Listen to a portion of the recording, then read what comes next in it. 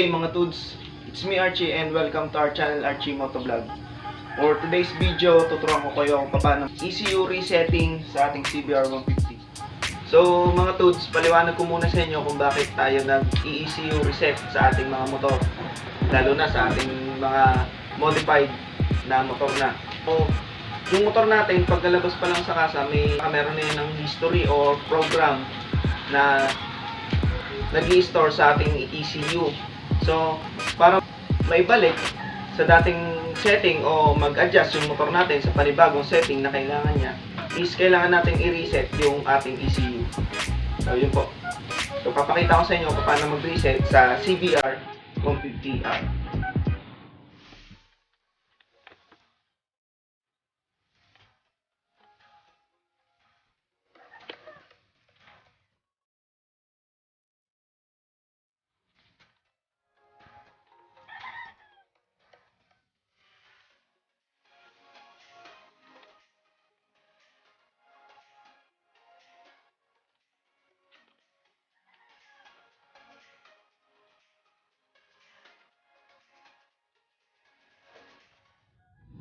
So, sa pagre-reset ng ECU, bubuksan po natin tong kulay pulang socket na to dito sa ating CBR.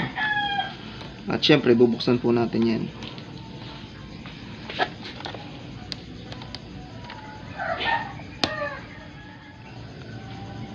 So, i-jumper po natin yung green at brown na wire. Yan. Yung bigoy. So, kukuha lang ngayon ng ganito. Pan-jump. Green at brown.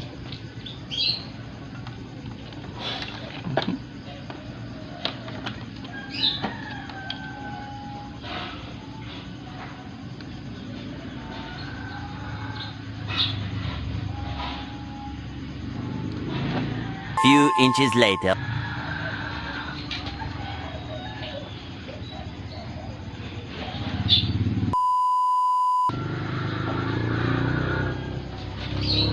So, yan, naayos na. Gagawin naman natin dito, pipitin mo itong silinyador, full throttle, bago mo i-on yung ignition.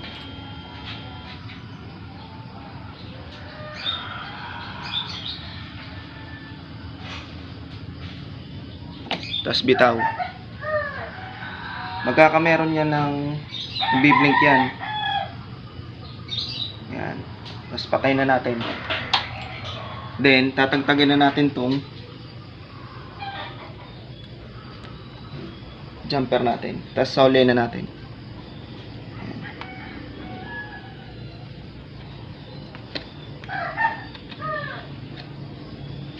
So, yun na po. So, ang natakbo na ng aking CBR ay 20,000 kilometers. So, pababayaan lang natin siyang umandar ng 10 to 15 minutes.